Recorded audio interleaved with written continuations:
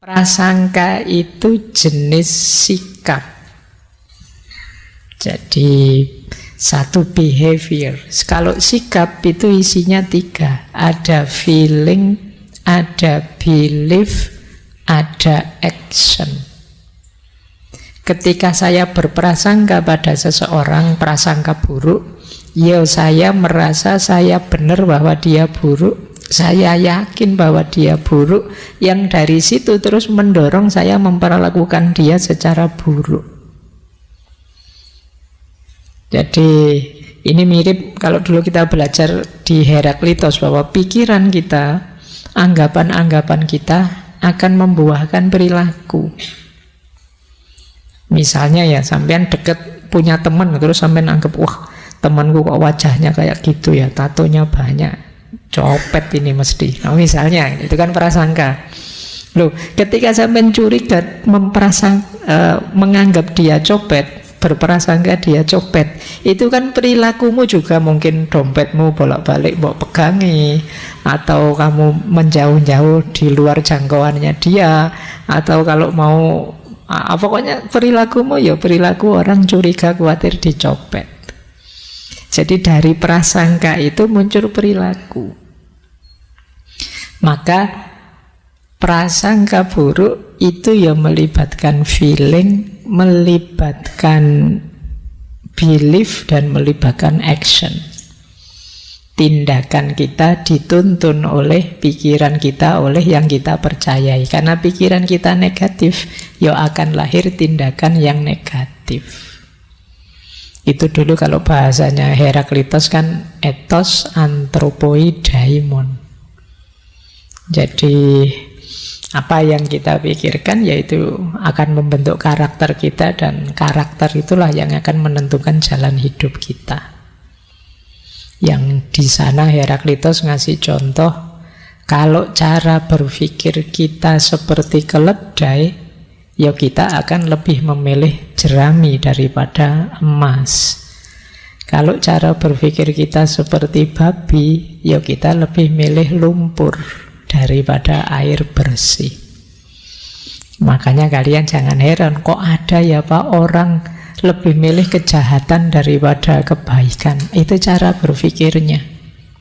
Kok ada ya Pak orang sudah kaya, hidup nyaman, malah milih yang buruk-buruk, yang jahat-jahat. Itu karena cara berpikirnya. Kalau kita yang waras, yo antara air jernih sama lumpur, yo milih lumpur. Enggak ya, milih air jernih ya. Baik, milih air jernih. Itu saya kapan itu baca ada komentar lucu, kan ada orang selingkuh ketangkep. Nah, selingkuhannya itu jauh standarnya di bawah istri aslinya. Wah, komentari netizen luar biasa itu. Nah, ini bisa pakai teori tadi. Jadi kok bisa ya sudah punya pasangan seluar biasa itu malah selingkuh dengan yang kayak gitu. Nah, ini teorinya tadi. Ya meskipun kita beri emas, dia tetap milih jerami. Kenapa? Cara berpikirnya keledai. Baik, ya ini contoh saja, ilustrasi. Itu yang dimaksud sikap. Jadi prasangka tadi akan nuntun tindakan kita, akan nuntun perilaku kita. Nanti ada teorinya, level-levelnya prasangka. Tindakan apa saja sih yang menunjukkan prasangka itu? Nah, bedanya apa prasangka dengan bukan prasangka? Ini saya ambil dari tokoh psikolog Gordon Allport. Kata dia, ayo kita bedakan antara prejudgment dan prejudice. Ini dua hal yang berbeda, kata dia. Kalau prejudgment positif, kalau prejudice negatif. Prejudice itu yang gimana, kata dia? Jika seseorang mampu memperbaiki penilaiannya yang salah berdasarkan bukti baru, maka dia tidak punya prasangka. Jadi prejudgment itu ya saya menilai, saya punya teman, saya menilai. Kadang-kadang penilaian saya memang negatif. Tapi nanti kalau ada bukti, ternyata saya salah, kamu orang baik. Nah, ini saya mau berubah, ini namanya prejudgment. Karena manusia itu kan memang ketemu apa saja, ketemu siapa saja menilai. Kok terbukti penilaiannya salah, ya saya mau berubah. Ini namanya prejudgment. Tapi kalau prasangka tidak. Kalau prasangka itu meskipun ada bukti yang berlawanan dengan anggapannya, dia tetap tidak mau berubah. Jadi prasangka hanya jadi prasangka jika tidak mau diubah ketika dihadapkan pada pengetahuan baru. Prasangka itu tidak seperti kesalahpahaman biasa. Karena prasangka secara aktif menolak semua bukti yang dapat menggoyahkan prasangka. Kita cenderung menjadi emosional ketika prasangka terancam oleh kontradiksi. Jadi perbedaan antara prejudgment dan prasangka adalah prejudgment dapat didiskusikan dan diperbaiki tanpa perlawanan emosional. Kalau prasangka tidak. Jadi natural saja bahwa kita itu kalau ada teman baru, ketemu orang, siapapun yang kita hadapi, kita menilai. Orang kayak gini biasanya cerewet ini mesti. Itu kan kadang begitu. Saya dulu punya teman kayak gini, nanti susah ini. Gayanya ngakrab-ngakrab, nanti tiba-tiba pinjam 100 dulu misalnya. Nah, itu kan kamu prasangka. Tapi sudah bergaul lama ternyata enggak, ternyata anaknya baik kok, malah dia suka membantu. Nah, kalau itu prejudgment, kamu mau berubah. Oh iya, ding, ternyata anak baik, berarti saya salah. Harus saya ubah cara berpikir saya. Nah, ini positif. Tapi ada yang negatif. Alah, mungkin hasilnya gitu, belum kelihatan saja. Tunggu saja nanti pada saatnya. Ini namanya prasangka. Jadi ini bedakan dua ini ya, antara prejudgment dan prasangka. Hari ini di medsos banyak jenisnya prasangka itu. Sudah kelihatan faktanya tapi masih bantah. Karena ingin berprasangka buruk terus pada orang yang dia benci. Nah, saya lanjutkan sekarang. Kenapa orang kok bisa berprasangka? Kayak tadi loh, kamu deket orang rambutnya gondrong curiga, deket orang punya tato curiga, deket orang anggota kelompok ini takut, deket orang ini kan prasangka-prasangka. Kok bisa lahir yang seperti itu? Ada beberapa sebabnya. Yang pertama, social learning. Jadi ada namanya social learning teori, namanya teori belajar sosial. Biasanya kita itu tidak suka kepada orang yang seperti apa atau suka pada orang yang seperti apa, itu ditanamkan oleh kondisi sosial di sekeliling kita. Kita mengikuti dan meniru perilaku orang-orang di sekeliling kita. Jadi itu namanya social learning teori. Ketika kita hidup di satu masyarakat, kita itu kan ingin diterima di situ. Karena ingin diterima, maka kita ikuti semua cara berpikir masyarakat di situ. Mana yang oleh masyarakat dianggap baik, mana yang dianggap buruk, kita ikuti. Kayak kita ingin masuk di circle yang kita sukai misalnya. Itu kan kita ingin menyesuaikan diri di circle itu. Dengan cara apapun yang mereka anggap baik, saya anggap baik. Apapun yang mereka anggap buruk, saya anggap buruk. Ini nanti antara lain lahirnya prasangka-prasangka. Biasanya setiap kelompok sosial, setiap masyarakat punya prasangka-prasangkanya sendiri. Itulah nanti yang dikenal sebagai konformitas. Kita menyesuaikan, mencocokkan diri dengan lingkungan kita. Nah, social learning ini sebab paling kuat yang mencetak cara berpikir kita, termasuk yang berhubungan dengan prasangka-prasangka. Yang kita anggap buruk, kita anggap jelek, kita anggap merusak, kita anggap ngaco, kita anggap itu sebagian besar ditanamkan dari masyarakat sekeliling kita. Itulah yang disebut social learning. pembelajaran sosial. Ini biasanya jauh lebih kuat daripada pembelajaran di kelas-kelas. Pembelajaran langsung di masyarakat itu lebih melekat. Kalau pembelajaran di kelas paling kalian hafalkan saja, selesai ujian akhir yo hilang hafalane. Tapi kalau di tengah masyarakat, karena kalian terlibat langsung, ya tertanam mendalam. Termasuk masyarakat itu ya circle-circlemu, temanmu, kelompokmu, organisasimu, partaimu, dan lain sebagainya. Itu namanya social learning. Pak, saya itu loh, yang saya pelajari padahal ya kitab-kitab yang luar biasa, isinya amal soleh semua. Kok saya bisa ya punya prasangka yang buruk, Pak? Kemungkinan dari masyarakat di sekeliling kita.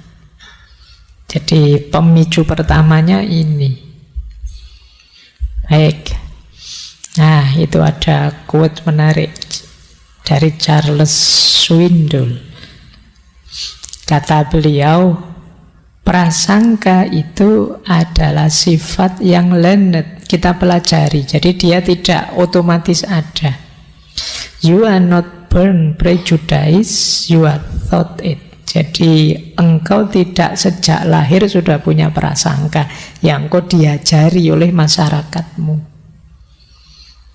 Jadi ini penting bagi kita juga, berarti makanya orang Jawa itu sering wanti-wanti ayo tetap eling lan waspada. Karena sekeliling kita bisa saja nuntun ke arah yang keliru, ke arah yang salah. Baik, ini sebab yang pertama, pembelajaran sosial, maka kita harus waspada dengan kondisi sosial. Pembelajaran kedua, sebab kedua yang melahirkan prasangka adalah, ini sebenarnya lanjutannya, namanya stereotype. Stereotype itu cara kita memandang sesuatu dengan cara mengeneralisasi afiliasi-afiliasi dari sesuatu itu. Ya contoh stereotype itu kan misalnya, itu di situ saya tulis ini contoh dari buku. Semua orang kota pasti materialis. Ini kan generalisasi namanya. Jadi begitu ketemu anak kota, kamu anak mana? Kota ya, mesti materialis. Kamu anak daerah mana? Saya anak dari daerah sini. Anak dari daerah sana materi-materi. Kamu anak daerah mana? Wah, orang daerah sana kasar-kasar. Nah, ini namanya stereotype. Jadi kamu ngejudge orang, memprasangkai orang sesuai dengan afiliasinya yang sebelumnya sudah kamu generalisir. Lembagamu apa? Saya ikut lembaga ini. Mesti ngaco, mesti. Partaimu apa? Partai ini. Itu mesti isinya. Itu namanya mengeneralisir. Itu namanya stereotype. Jadi ya seringkali kita tidak adil pada orang karena cara berpikir stereotype ini. Kita anggap kalau anggota kelompok ini mesti negatif di sini. Kalau orang dari daerah itu mesti negatif di sini. Kalau orang, ini namanya stereotype. Stereotype ini memang memudahkan kita untuk berprasangka. Stereotype itu kan dasarnya biasanya begitu. Saya niteni begitu. Tapi kalau tidak hati-hati kita jatuhnya tidak adil. Kita menzolimi orang. Jadi stereotype memudahkan kita untuk memberi kategori, memberi nilai. Tapi itu tadi, karena melakukan generalisasi, akhirnya mungkin orang baik pun kita anggap jelek sesuai afiliasinya. Mungkin misalnya ada contoh, banyak kalangan di barat nganggap Islam itu teroris. Maka begitu kita yang namanya sangat Arab ke luar negeri, interogasinya lama. Karena kita dicurigai. Ini namanya stereotype. Nah, dalam banyak kasus juga kadang-kadang kita sendiri yang mempraktekkan itu. Saya tidak mau Pak punya teman dari daerah sana. Kenapa? Biasanya. Nah, itu mulai stereotype sudah kalau sudah begitu. Stereotype bisa jadi sumbernya prasangka. Maka kita harus hati-hati. Ini jatuhnya bisa menzolimi orang. tidak adil pada orang lain. Nah, ini ada kalimat dari Einstein. Dia punya kalimat menarik. Hanya sedikit orang yang mampu mengungkapkan pendapat dengan mantap yang berbeda dengan prasangka lingkungan sosialnya. Kebanyakan orang tidak mampu membentuk pandangan seperti itu. Jadi kata Einstein, kita itu terjebak dengan pembelajaran sosial, dengan stereotip-stereotip, dan pikiran kita terbentuk begitu. Jarang orang yang mampu keluar dari jebakan stereotip, cara berpikir prasangka yang ada di komunitas sosialnya. Hanya orang-orang hebat yang bisa seperti ini. Orang biasa tidak akan mampu. Kalau kata filosof Jerman Heidegger, sebagian besar manusia itu tidak otentik. Istilahnya dia dasman.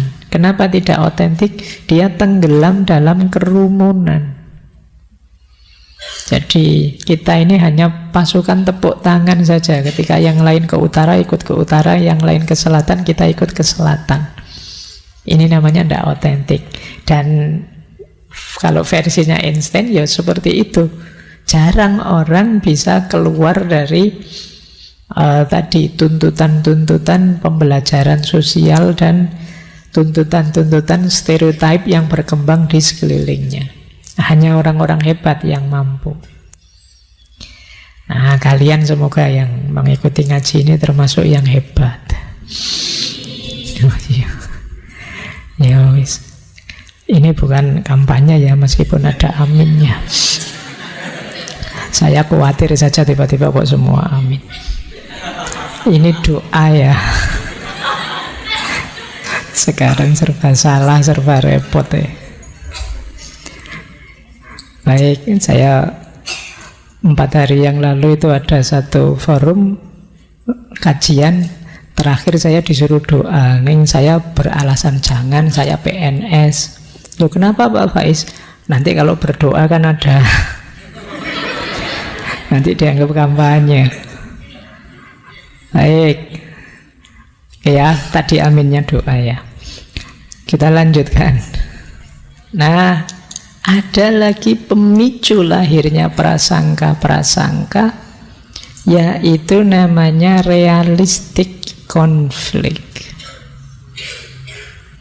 Kalau ini agak dalam. Jadi biasanya di tengah masyarakat antar kelompok itu ada konflik-konflik, perebutan sumber daya yang jumlahnya terbatas, termasuk materi, termasuk kekuasaan. Kekuasaan itu kan terbatas, makanya diperebutkan.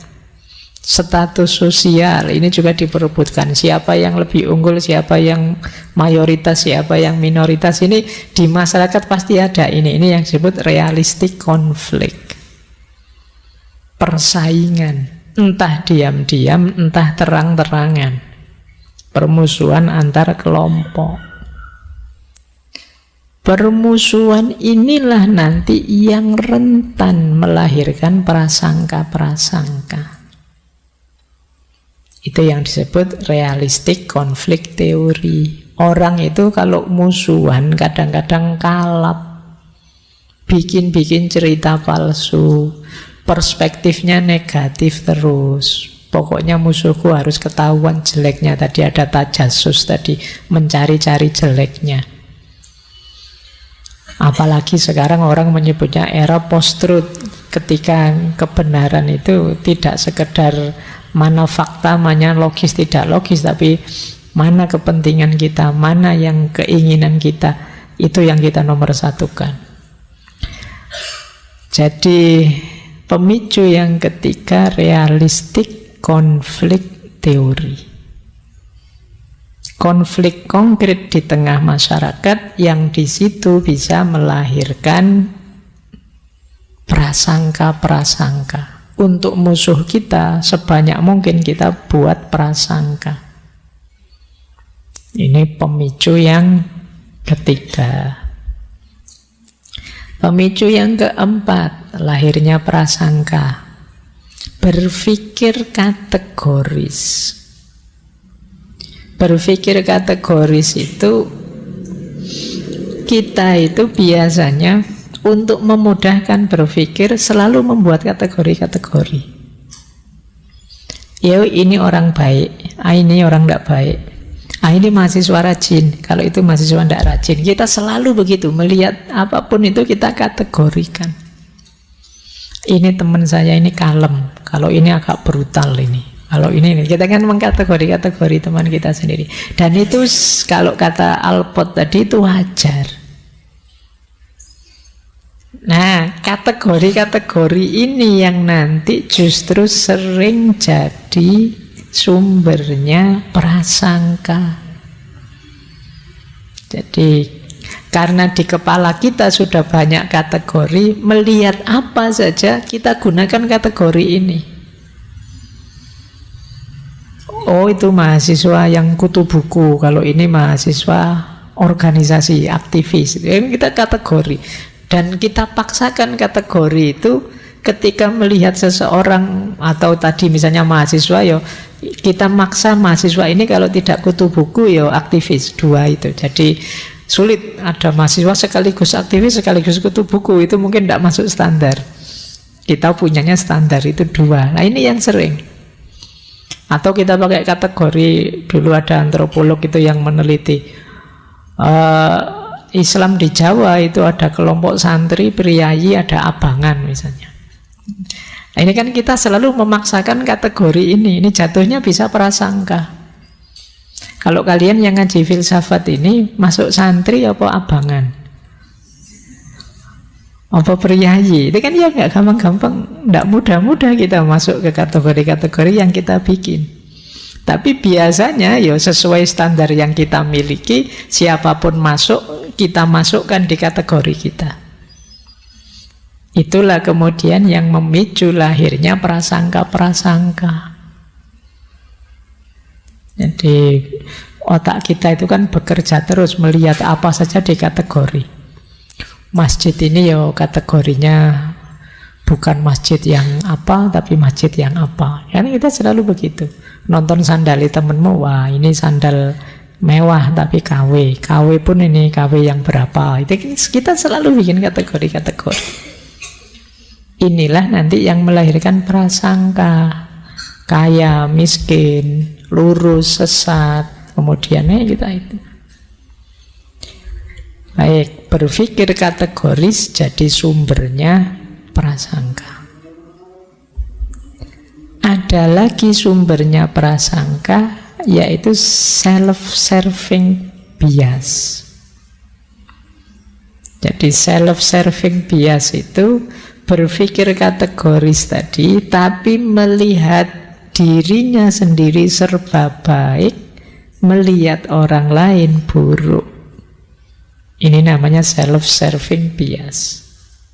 Jadi kalau sukses itu karena aku, tapi kalau gagal yang lain. Nah, ini namanya self-serving bias. Alhamdulillah lulus, iyalah kan saya belajar serius, mati-matian.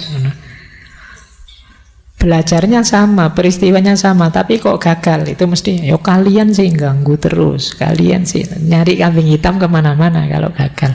Ini self-serving bias. Akhirnya jatuhnya aku selalu baik, kalian yang di luar aku yang jelek. Kita pasti baik, mereka yang jelek. Self-serving bias inilah nanti yang melahirkan prasangka-prasangka. Nah, jadi teman-teman mulai waspada ya sekarang, biar tidak terlalu banyak prasangka. Ayo kita kritisi pembelajaran sosial. Ayo kita cek stereotip yang ada di pikiran kita. Mari kita evaluasi lagi apa pas kategori-kategori yang kita bikin. Kita cek lagi, jangan-jangan kita di self-serving bias ini. Kalau gagal, yang dicari kambing hitam. Kalau sukses, sombongnya luar biasa. Ini masalah sudah kalau di sini. Baik, Kita lanjutkan lagi. Nah, ini namanya skala prasangka, scale of prejudice dari Gordon Allport tadi. Berprasangka itu ketika melahirkan tindakan, tadi kan tidak sekedar belief dan pandangan, tapi juga ada actionnya. Inilah level actionnya orang yang berprasangka negatif. Dari yang paling rendah sampai yang paling ngeri, paling luar biasa. Yang paling rendah jenisnya prasangka itu adalah namanya antilokusi. Antilokusi itu masih hanya dengan mulut. Kita melecehkan dengan mulut, mencaci maki, menggunakan bahasa yang menghina, atau pakai panggilan-panggilan negatif. Kalau bahasa Al-Quran dengan lakop-lakop yang negatif. Nah, ini manifestasi dari prasangka yang negatif. Jadi namanya antilokusi. Semoga kita tidak di sini ya, karena kadang-kadang kita itu lupa. Kalau sedang marah, kalau sedang memang berprasangka, itu kita pakai kalimat-kalimat negatif.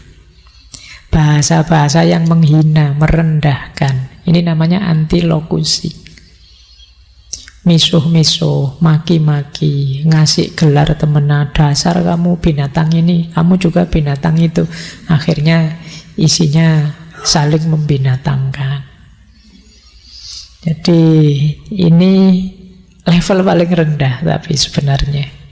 Tapi ya sudah sangat negatif. Kalian kan juga sering tidak kuat meskipun diprasangkai di level antilokusi. Biasanya dari antilokusi ada level lanjutannya, yaitu apa? Avoidance. Avoidance itu menghindar, menarik diri, menyepelekan. Yang kita prasangkai buruk kita anggap tidak ada. Itu namanya avoidant. Aku tidak mau berteman sama kamu. Kalau kita papasan di jalan aku akan minggir. Nah, itu avoidant namanya. Mendengar suaramu saja ogah aku. Lihat wajahmu apalagi. Avoidant.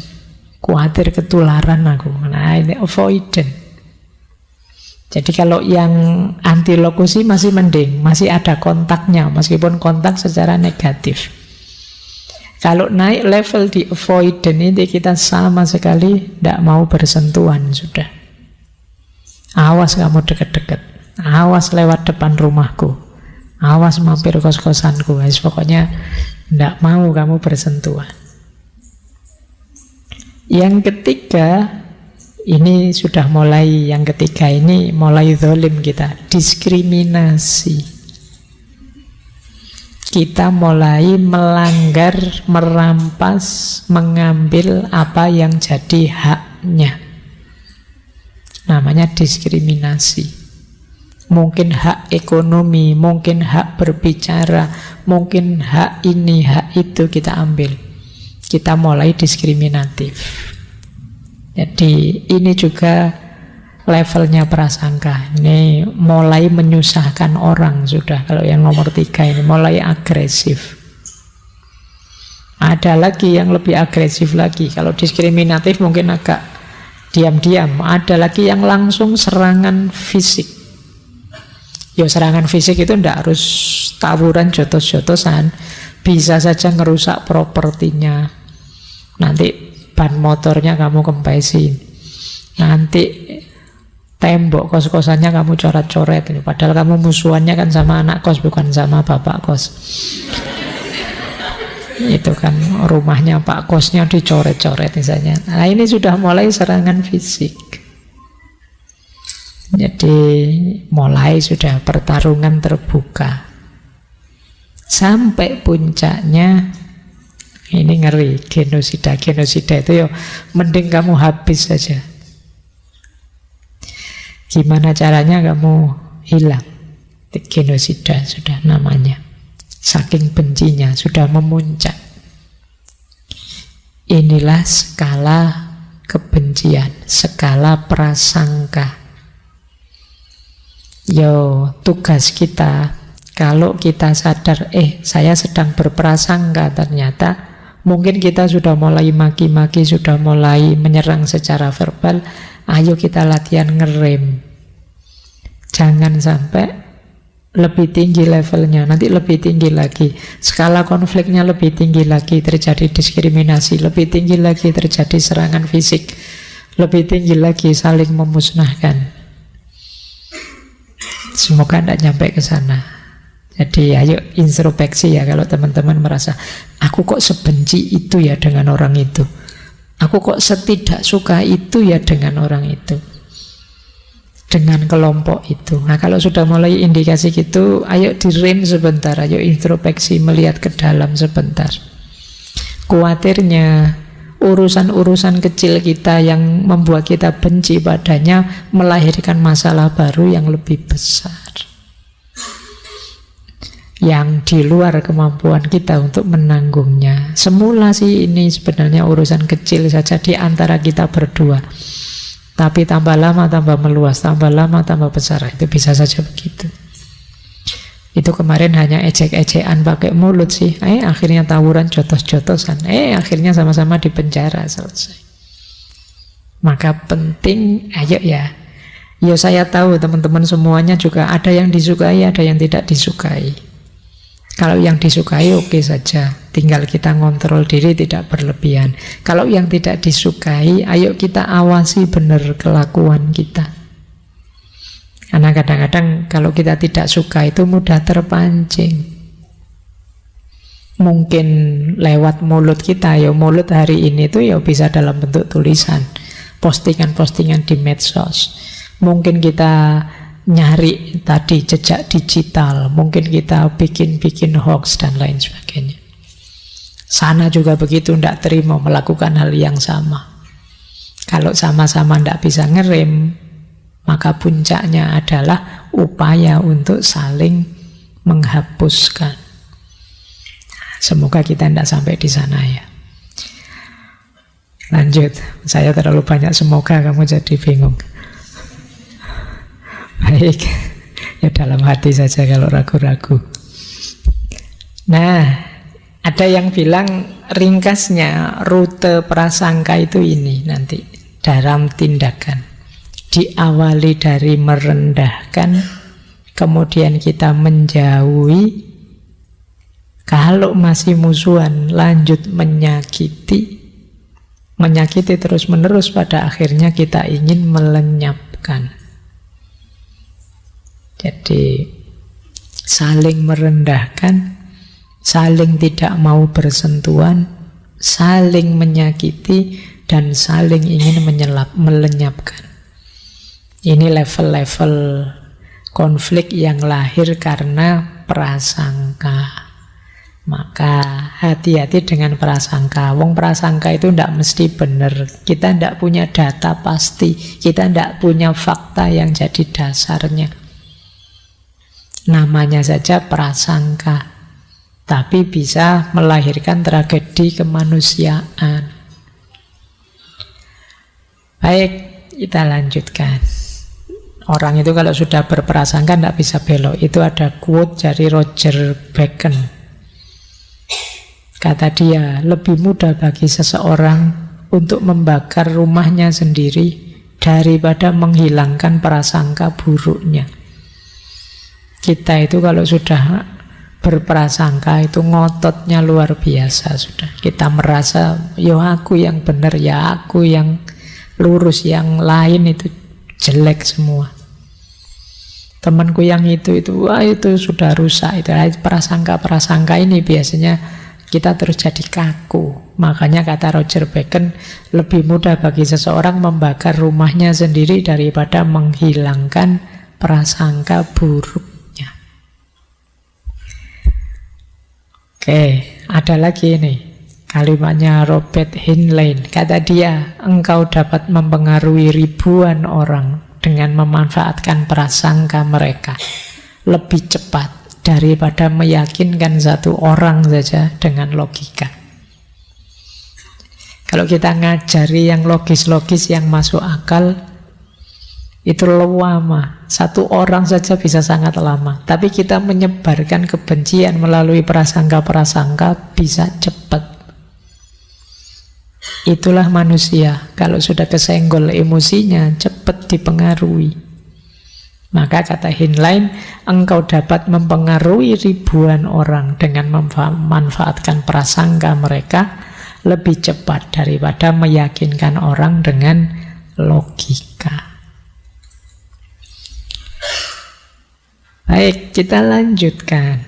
Pak, prasangka itu apa sejelek itu, Pak? Ya namanya saja prasangka itu negatif. Tapi memang sedikit-sedikit ya ada untungnya, tapi lebih banyak ruginya. Coba kita lihat ya. Apa untungnya prasangka? Prasangka itu bisa menguatkan status sosial kita, kedudukan sosial kita di tengah masyarakat. Ketika perilaku prasangka ini jadi norma di kelompok kita. Kayak gini loh misalnya. Di masyarakat saya, Pak, masyarakatnya itu membenci orang aliran ini misalnya. Loh, sampean ada di situ, kemudian juga berprasangka yang sama, itu sampean dianggap bagian dari kita. Posisi sosial kita kuat gitu loh. Itu di antara keuntungannya. Oh, kamu kelompokku berarti kamu grupku, kita CS, kita. Nah, ini keuntungan pertama begitu. Secara sosial, kita menegaskan status kita di tengah masyarakat kita dengan mengikuti prasangka yang ada di sana. Nah, yang kedua, menguatkan ikatan sosial di antara kita. Aku berprasangka seperti itu, kamu juga berprasangka seperti itu, ya kita berarti sama ya. Nah, jadi lebih menguatkan identitas bersama. Itulah keuntungannya. Tapi ruginya jauh lebih banyak berprasangka itu. Yang pertama apa? Prasangka itu pasti membuatmu tidak tenang. Jadi beban. Kenapa? Tadi kan prasangka itu kan selalu negatif. Ya meletakkan sesuatu yang negatif dalam diri kita itu kan sebenarnya meletakkan kotoran, meletakkan penyakit yang membuat kita tidak tenang.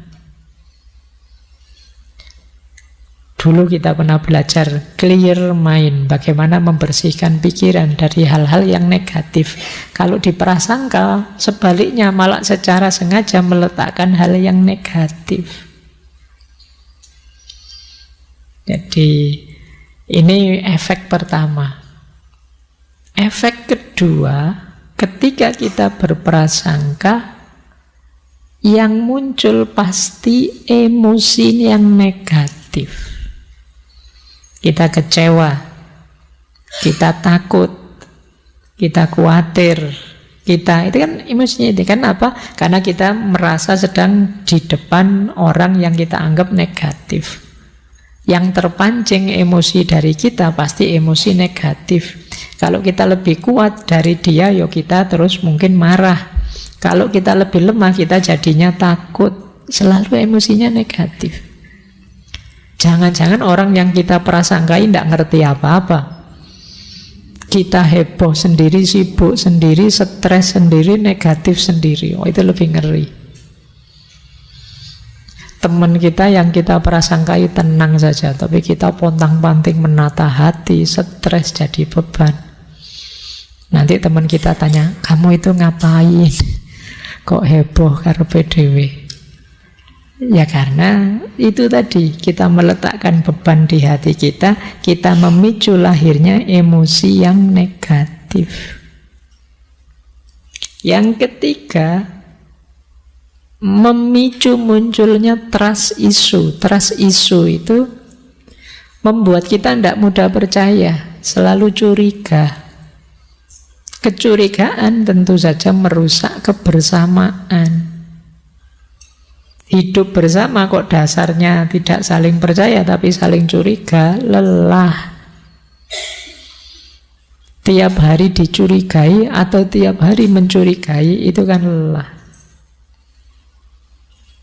Kamu sejak pagi tidak ketemu ngapain aja? Wah, itu kan lelah. Terus kamu harus nyari-nyari alasan, cerita ini, cerita itu. Sama-sama tidak tenang. Hidup bersama yang sama-sama tidak tenang, sama-sama curiga, sama-sama tidak percaya, akan melelahkan. Boleh ditanya orang yang seperti itu. Dia akan capek. Baik, jadi ya tentu saja merusak kebersamaan. Misalnya sekarang, wah, kalian punya sahabat baik berpisah misalnya, dan dasarnya tidak saling percaya. Wah, tak tinggal ngaji ini, temanku di kamar, jangan-jangan ngapain dia? Wah, semoga dompetku aman. Semoga laptopku tetap di tempatnya. Semoga, ya karena kamu saling curiga.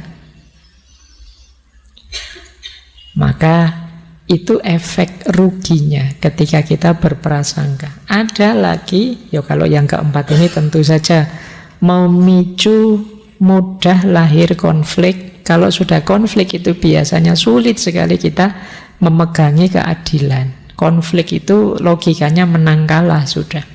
Adil dan tidak adil belakangan. Ini yang sering terjadi ketika kita berprasangka, akhirnya menganggap orang buruk. Mungkin yang dianggap ngerti, sebaliknya karena kita musuhi terus, dia balik musuhi kita, konflik sudah. Kalau sudah konflik, ya siapa menang siapa kalah, cuma itu logikanya. Keadilan mungkin tidak terlalu diutamakan ketika konflik lahir. Terus efek prasangka lagi. Kalau yang kita prasangka itu orang-orang sekeliling kita, ya akhirnya lahir situasi, lahir circle, lahir lingkungan yang negatif.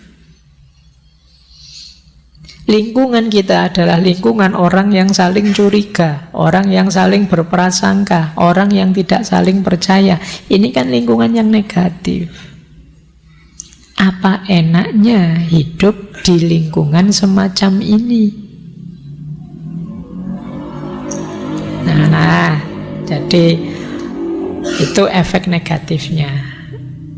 Yang terakhir sebenarnya masih banyak. Ini saya batasi berapa ini ya. Ini keterbatasannya PowerPoint. Tidak bisa banyak-banyak, tapi paling tidak kalian sadar ada efek negatif banyak. Kalian jadi terbatasi dan membatasi saat ingin mengembangkan diri. Karena di persepsi negatif kalian jadi terbatasi, baik yang mempersepsi maupun yang dipersepsi. Tidak bebas. Kita diawasi terus karena dicurigai, kita juga capek ngawasi terus, khawatir yang kita curigai membalas. Akhirnya energi kita habis untuk saling berprasangka. Waktu untuk mengembangkan diri jadi sangat terbatas. Jadi kalau ada yang tanya, Pak, tapi prasangka dikit-dikit kan ada untungnya. Ya, ada untungnya, tapi banyak ruginya. Tapi kan menguatkan ikatan sosial, Pak. Ada banyak jalan untuk menguatkan ikatan sosial. Selain berprasangka, masih ada banyak sekali jalan yang membuat kita bisa kompak. Tidak harus melalui jalur prasangka. Oke, itu ya. Kalau ada yang tanya nanti jawabannya itu. Kita lanjutkan. Nah, sekarang kita lihat. Kali ini kita mulai agak psikologis ya. Kita ngecek diri kita. Nggak tahu nanti materinya habisnya jam berapa. Yang penting bisa tuntas sebelum bertanya jawab. Nah, coba kita cek. Kita ini orang yang mudah berprasangka atau tidak? Yang pertama, ayo introspeksi. Kita ini suka ndak menghakimi buruknya orang lain? Memvonis, menghakimi, menuduh. Kalau kita punya kebiasaan begitu, kemungkinan kita akan mudah berprasangka. Jadi ini ciri pertama sudah. Saya tidak tahu, ternyata orang tipe hakim itu banyak meskipun tidak dibayar. Ya kalau hakim beneran enak, menghakimi dibayar. Kita sering menghakimi meskipun tidak dibayar. Jadi apa-apa kita vonis, sesat kamu, itu kita sering begitu. Rusak kamu, itu. Jadi menghakimi dari sisi keburukannya ya. Kemungkinan kita termasuk yang mudah berprasangka. Yang kedua, kalau sudah menghakimi, gengsinya muncul. Terus tidak mau meskipun melihat fakta. Melihat fakta nyata, konkret, dia tidak mau ngakui. Itu pura-pura saja. Itu pencitraan saja. Itu acting saja. Itu sudah selesai. Menyangkal. Jadi dikasih argumen apa saja tidak masuk. Satu-satunya yang dia pegangi klaimnya tadi, vonisnya tadi. Kalau kita punya tipe yang seperti ini, ayo kita perbaiki diri kita. Yang ketiga, senantiasa memberi label negatif. Jadi label negatif itu selalu dilihat sisi buruknya saja. Ada banyak yang baik di ruangan ini, tapi yang dicari yang buruk. Nah itu kemungkinan kita tipe orang yang mudah berprasangka. Dari ngaji yang 2 jam ini misalnya, mungkin 50% lebih hal-hal baik, hanya beberapa yang buruk. Tapi yang diperhatikan yang buruk itu saja. Misalnya, enggak semuanya Pak dapat minum Pak, cuma separuh. Yang diceritakan ini kemana-mana. Saya tadi malam ngaji, jauh-jauh ngaji, enggak kebagian minum. Enak yang duduk di luar bisa nambah bolak-balik misalnya. Yang dilihat itunya dong. Padahal ada banyak hal baik yang lain, kamu fokus ke situnya. Nah, kemungkinan kamu tipe orang yang mudah berprasangka. Yang keempat, tipe yang mudah khawatir. Jangan-jangan dia mencurangi saya ini. Jangan-jangan dosen ini cuma ingin membuat saya susah saja. Tiap hari tugas terus. Ini kamu curiga, mulai berprasangka. Jadi orang baik pun kamu curigai. Itu kemungkinan kamu tipe orang yang mudah berprasangka. Bahkan orang bantu kamu pun kamu curigai. Kamu sudah minta tolong, dibantu, tapi paling bantunya juga ndak ikhlas-ikhlas amat kok, paling dia. Ayo wis. Pikiranmu pokoknya negatif terus. Saya membayangkan betapa lelahnya dirimu kalau kamu tipe yang seperti ini. Mungkin tidurmu saja ndak nyenyak. Pikiranmu berat sekali, melihat apa-apa serba negatif. Jangan-jangan kamu tidur saja khawatir. Saya mau tidur sih, tapi nanti kalau teman saya tiba-tiba ganggu atau teman-teman, tidak jadi tidur. Baik, ini introspeksi ya. Semoga teman-teman tidak ada di 4 ini.